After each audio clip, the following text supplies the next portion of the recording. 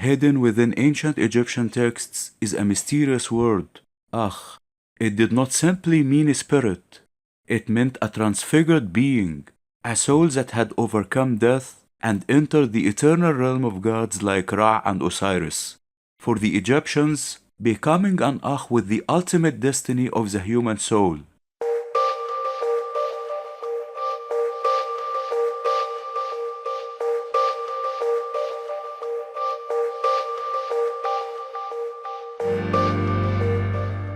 Ancient Egyptian religion was deeply concerned with the mystery of life after death. To the Egyptians, death was not the end of existence. It was a transition, a passage from the visible world into a spiritual realm governed by the gods. Human beings were believed to possess several spiritual components. Among these were the Ka, the life force that sustained the body, and the Ba, the personality that carried memory and individuality. Yet beyond these elements existed a higher spiritual destiny. The ultimate goal of the afterlife was a transformation into the Akh, a radiant and powerful spirit that had successfully crossed the boundary between mortality and eternity.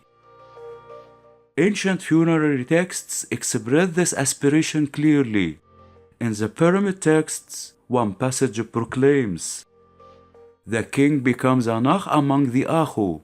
He shines in the horizon of the sky." The transformation into an Akh meant becoming a luminous and effective spirit, capable of dwelling among the divine powers of the cosmos. The meaning of Akh. The Egyptian word Akh carries a rich and complex meaning. Scholars often translate it as effective spirit, radiant one, or transfigured soul. But in Egyptian thought, the Akh was more than a simple spirit.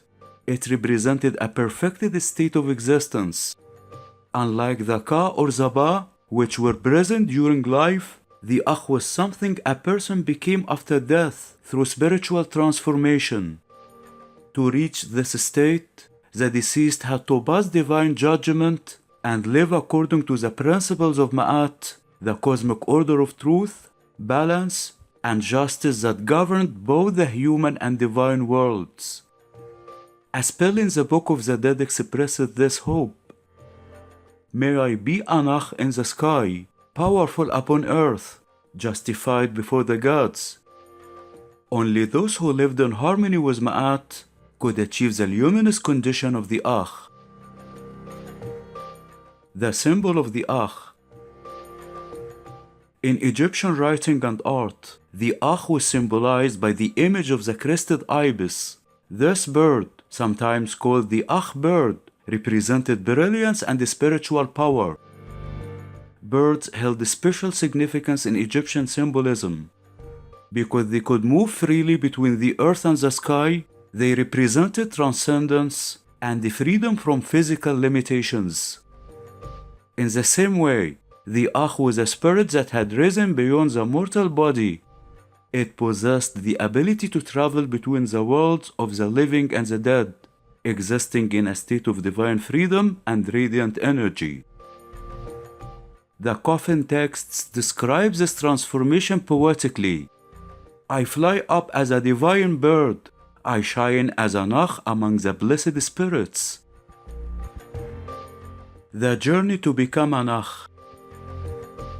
The transformation into an Akh was not automatic. Ancient funerary texts describe a complex spiritual journey that the soul had to undertake after death. Among the most important of these texts were the pyramid texts, the coffin texts, and later the Book of the Dead. These sacred writings contain the spells and instructions designed to guide the deceased through the dangers of the afterlife. One of the most famous moments in this journey was the Judgment of the Dead. In this ritual scene, the heart of the deceased was weighed against the feather of Ma'at. If the heart was heavy with wrongdoing, the soul would be destroyed. But if the heart was pure and balanced, the deceased could continue the journey toward eternal life. A declaration from the Book of the Dead reflects this moral ideal. I have not committed wrongdoing against men. I have not diminished the offerings to the gods. I am pure. Through ritual knowledge, moral integrity, and divine approval, the individual could finally be transformed into an Akh. The power of the Akh. The Akh was not merely a passive spirit in the afterlife, it was believed to possess real power. The Egyptians referred to these transfigured spirits collectively as the Akhu. These blessed spirits could influence the world of the living.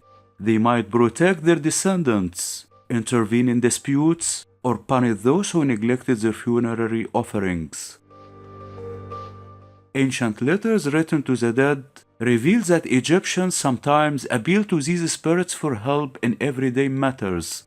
One such appeal reads, "May you act as an Akh for me before the gods, so that justice may be done." To become an Akh was therefore not only to achieve eternal life, but also to become an effective and active force within the cosmic order. The Akh among the gods. Once transformed, the Akh could dwell among the gods themselves. Texts describe these radiant spirits accompanying divine beings, such as Ra, the sun god who traveled across the sky each day, and Osiris, the ruler of the underworld. Some traditions even imagine the Akhu as stars in the night sky, shining eternally as part of the divine cosmos. The pyramid texts describe the celestial destiny. You shall ascend to the sky. You shall become an Akh among the imperishable stars. Their radiant presence symbolizes the triumph of order over chaos and the eternal continuity of life. Conclusion. For the ancient Egyptians, the destiny of the soul was not simply survival after death, it was transformation. To become an Akh was to achieve a state of divine brilliance, a perfected spirit that lived in harmony with the gods and the eternal order of the universe. Even today, the symbol of the Akh reminds us of one of the most profound ideas in Egyptian thought, that a human life lived in truth and balance could transcend death and become part of the eternal cosmos. As one ancient text expresses it, the righteous one shines as an Akh forever.